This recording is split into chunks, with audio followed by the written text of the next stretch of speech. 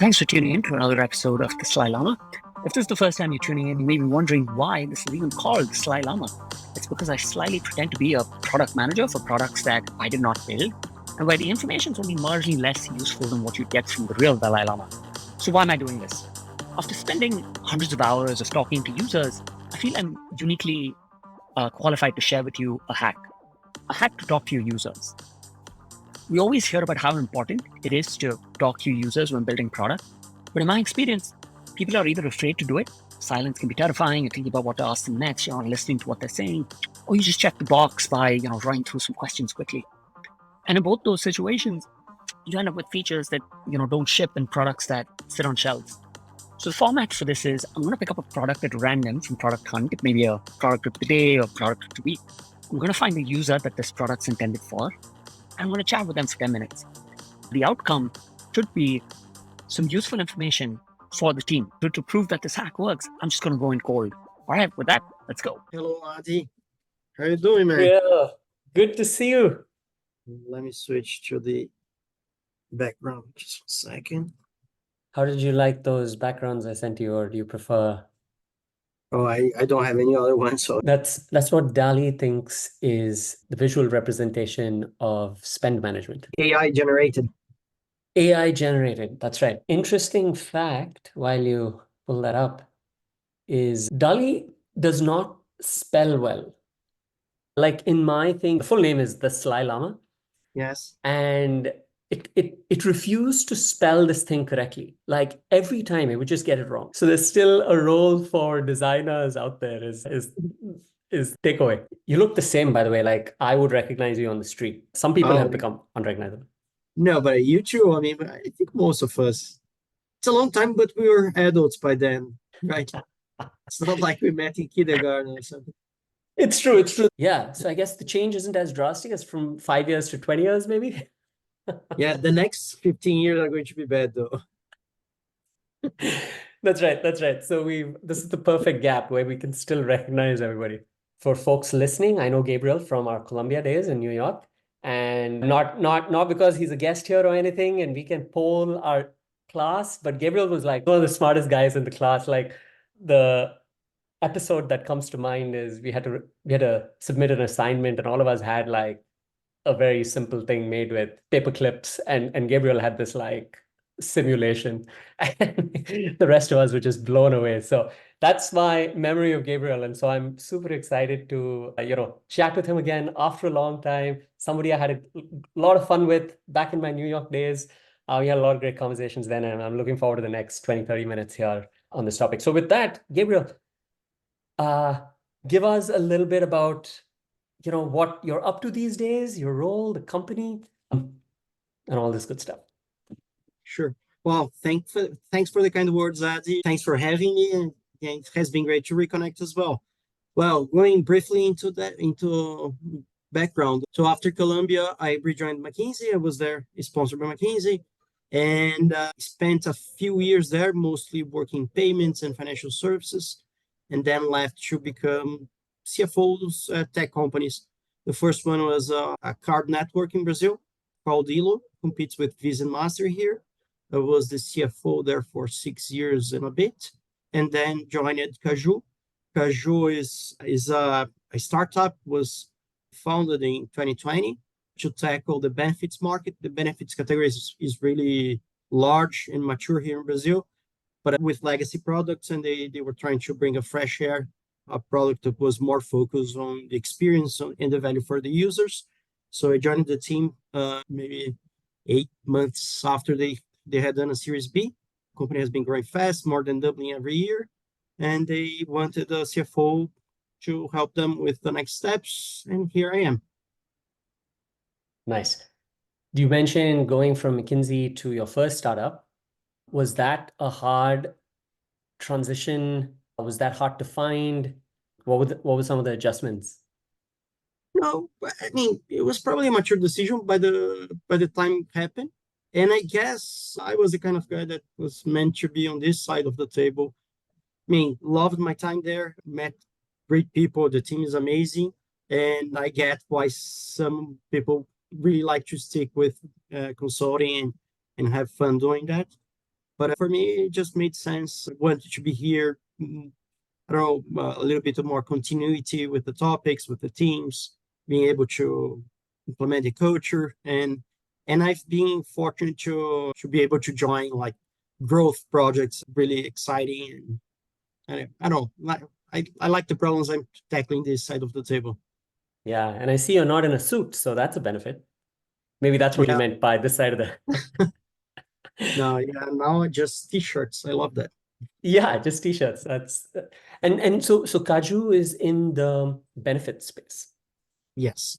So the whole idea here was, I mean, it's a company that's meant to be a SaaS company going forward, but it started with the benefits space as a way to get into the companies, build a relationship and actually uh, be able to connect employees with the company. So we give them an app that, I don't know, 100% of the company uses and uses like 10, 15 times a month. So it's a high engagement type of app. And from there, we are starting to build the SaaS products that are meant to be the most of the company in the future. And when you say benefits, so you're in São Paulo in Brazil. I forgot to mention that. Does benefits in Brazil mean the same as benefits here in the US? Are we talking about healthcare? Are we talking about fund benefits like discounts to things? Yes, that's it. And but there's one thing that for meal vouchers, companies get a tax break. So basically 100% of mid-sized to large companies give some kind of meal benefits.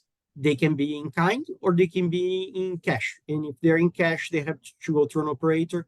And that's the role that we're fulfilling here with a card, with a Visa prepaid card. Interesting. So your product is a Visa prepaid card, which a company could give to its employees. And you mentioned an app earlier. So how do these two? So if I'm an employee at a startup that's a customer of Caju's, I have this card, and how do I use this in conjunction with the app? Okay, so let me step back a little bit.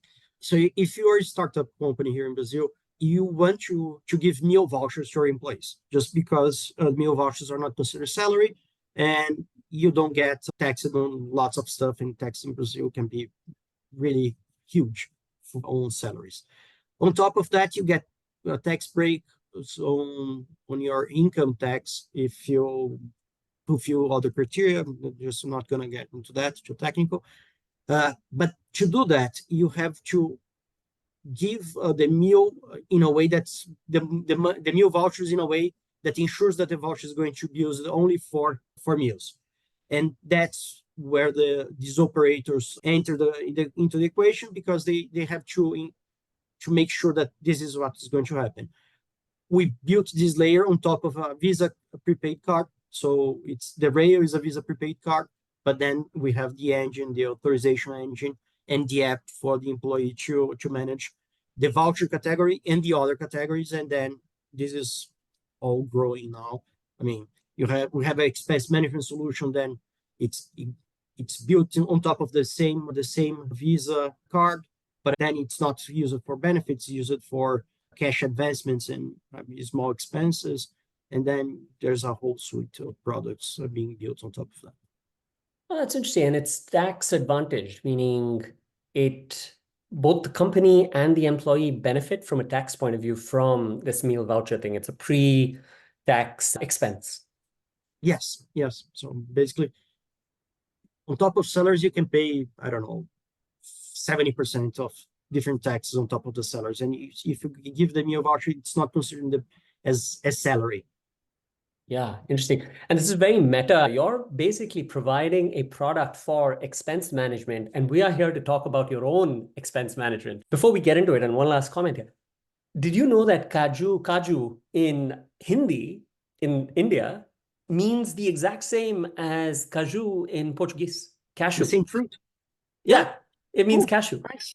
So maybe that's the first step, internationalization. You have to consider, right? Instead of going explain the name, just use it. there. Yeah, and I wonder now if it's because, obviously India and just like Brazil and the Portuguese have a history, India and the Portuguese have a history, and I wonder which way the word went. If you go back and think about I don't know if it went from India to Portugal to Brazil, or maybe from the other way. I don't know which way it went, but that's pretty interesting. Cool. All right, so tell me, on the topic of expense management, or your own expense management, and specifically software spend management, when was the last time you controlled for it, you audited it? When was the last time you sort of went about that type of exercise, if at all? I think I never went through a company-wide exercise. Like this is a goal for the quarter to review all the categories. I think I'm always getting to the discussion on topic by topic when we're looking at one specific category or one specific vendor decision, for instance. It happens all the time, I guess, when we're talking just one category. I don't know, typically is one user, or we have here a procurement person that answers to me. And in that case, it was the procurement person that was, we were just doing a weekly review and this topic popped up. I see. So you have someone on your team that's responsible for contracts? Yes. And it's their job to bring up but like, any thoughts on how this particular vendor was at the end of contract? What was the trigger for this particular vendor to be top of mind? Thinking about this last call, we're discussing here 3 different vendors. Actually, they went through 7 different vendors just to track KPIs across, especially customer surveys. So we're revamping customer journeys, looking at the NPS and how it's going about. And then one of my teams has been helping the product guys and the marketing guys that are working on this. And they started reviewing possible vendors to improve how we are doing things, and just integrating everything, just giving more consistency and better experience overall for whoever is operating the platform here at Caju and the clients. So is this an opportunity for a new product? It's for a new project. You're trying to track NPS, and so you're trying to now find vendors for this? So maybe the way that things are happening here is they tend to be very decentralized. The product teams have a lot of autonomy to bring new softwares and bring new solutions. And when I think about the customer service here at Caju, what happened is each team started going about with their own solution. And now we're reviewing the experience overall, and we identified an opportunity maybe to, upgrade the standards across the board and bring some best practices. And so it's something that we're spending a little bit here and there with different vendors, and now we're probably going to do it in a more systematic way. And double click on that, I may have missed it. So when you say standardize best practices, what was the problem? Did I catch or understand it right, that the customer success team, they were operating somewhat decentralized and autonomously, and so you had actually 7 tools maybe doing the same thing? Maybe not 7, but maybe Multiple. 3 and one internal solution. And so each product team, and plus the customer experience team, plus the customer success team, each team had their own method to go about it. I can't imagine the customer success team being that large. The way we think about here is we have 2 teams, basically. One team that cares for the employees mostly, so issues they're having with their payments and their wallets. And one team, we call them the customer experience team, and the customer success is working with the companies, so the sponsors. If we all together, we may have 2 people on that. Interesting. Got it. Okay, so it is a pretty sizable team. There's one team that's working more with the end users, and there's another group that's working with the sponsors. And so you've kind of broken it up that way. And so 150 people, understood. And so pretty large team. And so maybe different groups somehow implementing their own ways of trying to track NPS and some of these things. So how did it finally even surface that this was happening, and maybe there was multiple expenses for solving the same problem? Like, how did this even come on your radar? Yeah, the expense was not the issue. I mean, the issue was Okay. the quality of the insights we were getting out of the service. So the main concern was improving the NPS and the experience of the users. The reason we got to that situation is just me. As any startup, we didn't have any experts on the topic when we started, and Yeah. we just let each team go about their own product and their own needs. And now that we're getting to a point that, I mean, we can put some more brains into that, we just decided it was time to make sure that we're getting the best insight possible. And with NPS type of service, I mean, if you change the wording just a little bit, you get completely different answer. So I think that's the main motivation behind it. Just get the best process in place to get the best insights and be able to zoom in to the real problems that we have to tackle. So another thing that occurred to me when you mentioned decentralized, product teams work decentralized, your customer success teams work decentralized. Always. Another thing that occurred to me was, does it keep you up at night that someone with a corporate card has swiped the card for like a really high value product, and or do you have good controls for it? How does that work? Kind of. I mean, of course, I mean, it's something we have to keep track of, but I don't worry too much because in the end, it's a trade-off. If I put too much process or too much approval rights and oversight upfront, then I end up slowing up the teams too much. That there are controls in place, so I mean, it's not like they're going to swipe the card for $100,000 without anyone knowing it. But if they start spending $5,000, $10,000 here and there, it's not optimal. I prefer to have that happening and then just go about optimizing it later on and redoing things when it makes sense than stifle too much the process up front. That makes sense. So it's this balance of ease and speed versus the In the end, everything control, is if you money, will. right? It's just how much time they are spending on things that are not adding a lot of value to our clients. Right. And I prefer to have them focus on growth with some controls in place and then just, I don't know, fix what's broken later. Yeah. So tell me a little bit about that. What is that? You use the word optimization, fixing what's broken later, controls. How does this work? Like, and my only comparable to any of this is like my personal finances. And, my wife and I will look at a credit card bill at the end of the week and be like, oh, we spent too much on coffee. And is it similar in, Yeah, as in the CFO's office? I guess it is. But I mean, when you're really small and you know everything like you and your wife, imagine you had 15 kids and they all have your credit card for their own personal expenses. Then it's when it starts to get messy and you start to don't know what's happening. That goes back to my point on worry. Like, how do you know who's Yeah. spending on what? Yeah. So yeah, talk a little bit about this optimization control, fixing what's broken. How often do you do it? Do you visit it daily, weekly, monthly?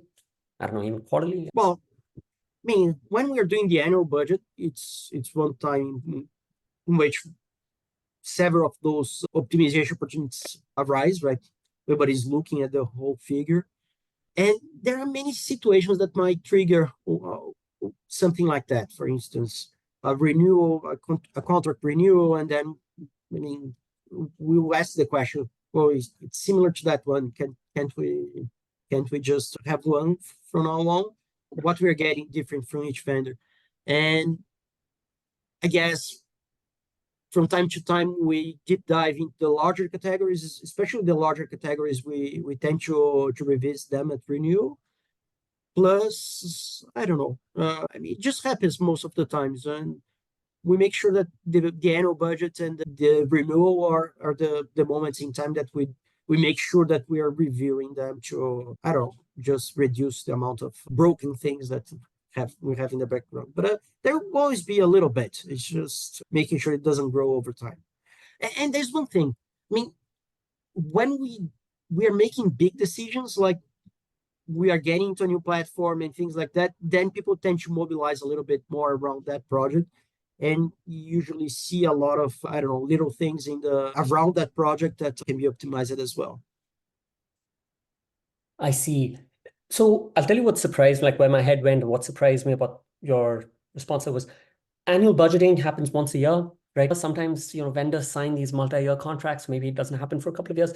So what my head immediately went to, hey, that's a kind of loopy process. Like, isn't it too late? Like you look at the thing at the end of the year and you're like, holy, what is this line item? And it's too late, isn't it? No, but I mean, there are controls in place that ensure that nothing deviates too much from year to year. So if anything is deviating too much from year to year, we'll learn during the year. Every month we check how we are going against budget, and we'll get if something is getting too much off track.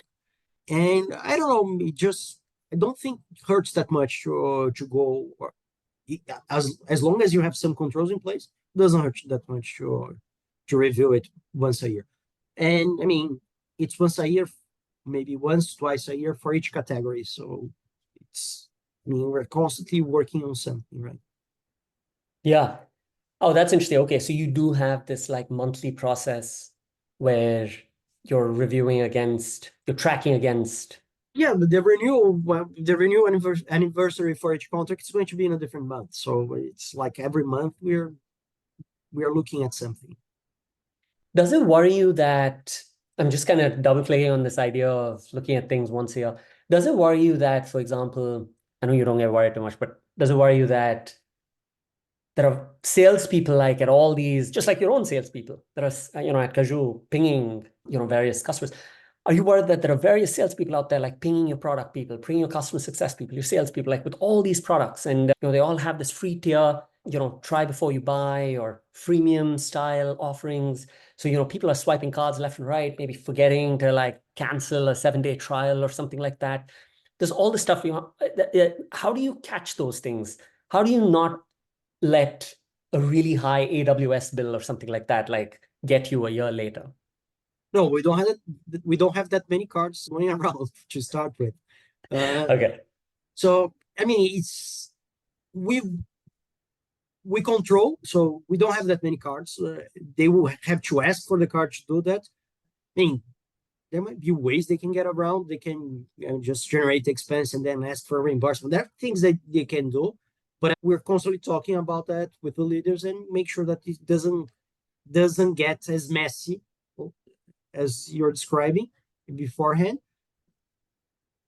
I mean, I said we don't control that much. How do I reconcile with that? I mean, if they ask for the card and they have a justification, they'll just get it. I won't get into details and ask for a huge RFP if we have a team of 10 people doing a test, then they are asking for $500 or swipe for a trial. That's fine. We're gonna let them do it and make sure that we revisit that later on. Plus, it's a startup, so teams don't have a lot of money to throw around. The annual budget generates some discipline here. Just they have to give up something to have money for the new things that they want to do. So a couple more questions. It's not a culture of excess. Not a culture of excess. Yeah, no, I get that. But like as a member of a product team, let's say, if I'm able to hit my OKR and I'm simplifying here, I'm sure I could accomplish my OKR through some other way. But let's say there was this shortcut way and, I could swipe a card, make something happen. I hit my OKR. That may be an example of where my interests now are diverging a little bit with, the company interests just a little bit. So if you're a product person and you're going to hit the OKR by swiping the card and spending up to $1,000, $2,000. I've never done that, by the way. So, but yeah. But I want you to do that. I want you to hit the OKR. And because it probably means that we're getting speed towards the problem that we're trying to solve, and we're providing a better experience. So that's the money that it's easy, not as easy to measure. But if the OKR is there, it's probably because of this reason, right? So you just have to ensure the OKR process is okay. But I want you to swipe it, and I want that bill to start to accumulate. And then when it starts to accumulate, I'm going to review it with you and with the other people that are using similar software to make sure that we have a good solution. It's up until the limits that they have, I want them to use it. I like that. No, it makes sense. I mean, if ultimately you've mentioned growth a couple of times through the call, like, hitting those growth metrics. And so you're basically saying, hey, product guy, if you're going to hit your growth metric, swipe the card, make it happen. Makes a ton of sense. We're almost at time, and there's so many more ways to take the conversation, but I wanted to touch on just a couple of other things that you mentioned. One was, you mentioned not a lot of people have cards at the company. So that's the control part of it. Like, I think you were talking about this balance between flexibility and speed, and then maybe the control side of things. So maybe that's where the controls. How many people do have cards? Is it the heads of your various orgs, like the head of marketing, the head of product, the head of sales? Is it like 5 people that have cards? It's less than 10 cards. It's Less than 10. actually every card that we have could be enabled for that through the platform. I mean, we use our own expense solution platform, but then we don't enable for everyone. And when you say you use your own expense, you're dog fooding your own product, correct? Like you could use, Yes, you don't have to go buy another product to figure this thing out. for this, no. For this, no. Yeah, got it. So yeah, that was one question I want to touch on, just tooling. So you're obviously dog fooding your own product, and problems you find become feature X now for the product team, which is perfect. I love that. I love it when it works out that way. And it frustrates me when, there are companies like Stripe, let's say, where maybe you can't dog food it in the company as much as you want, but it frustrates me when you could be doing it internally and, companies don't do it. And I'm like, why? So I love that Caju is dog fooding their own product. Around people and process, when you do that annual budgeting, who are the people involved in that? Is it you and the CEO? I mean, you pretty much know how much money you've got in the bank. And are you basically saying, hey, we're going to spend this percentage of it? We go about it 2 ways, right? I mean, CEO, me, a few other leaders plus the board, we talk about the headline metrics, right? The headline figures that we want for the next year. And then we interact a lot with the main leaders. We're talking maybe 12 leaders, I think, last year. And then we go bottom up with all those leaders, and my FP&A team interacts with them. And then we try to see together where it's taking us. And then we have maybe 1-2 rounds to adjust and narrow down to the figures that we want to achieve. I see. Got it. So the bottom-up process with the heads of the different areas is where we get into those discussions. But I'm not necessarily the CEO, or even I am in all of those conversations. Yeah. How big is your team, Gabriel? You mentioned the FP&E team. My FP&E team actually consists of 2 people today, and actually we just have a new person that has just been hired and probably going to join in 4 weeks or so. Yeah. So that's just the FA. Is the other teams? Is that the? Well, this is this is FP&A. Then we have other teams that might be involved in. I mean, the operations team, business operations teams is important part of the process. Helps a lot with, especially all the operational metrics plus revenue and everything. Strategy gets involved a lot. It's a different team. We're getting to 400 people overall, so it's getting bigger now. I don't know if this conversation has made it over to Brasilia, but there are people here talking about how we're in a paradigm where 10 people can now start the next billion-dollar company.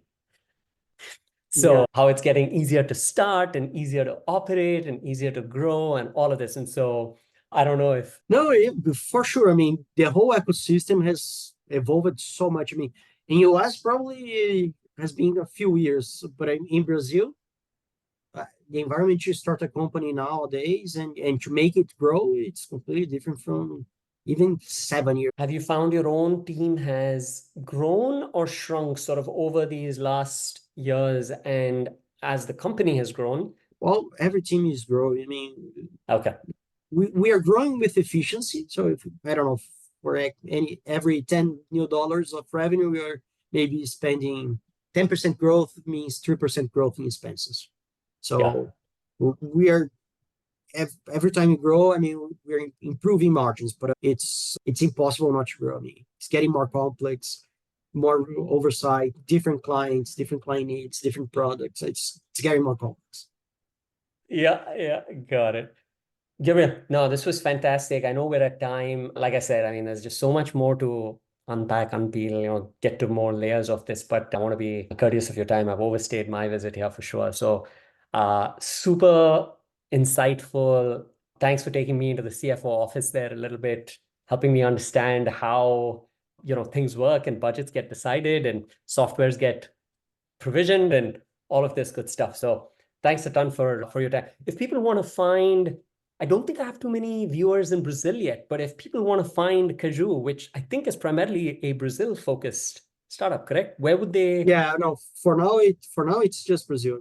For now it's just for companies that operate in Brazil. Companies in Brazil. So caju.br. caju.com.br.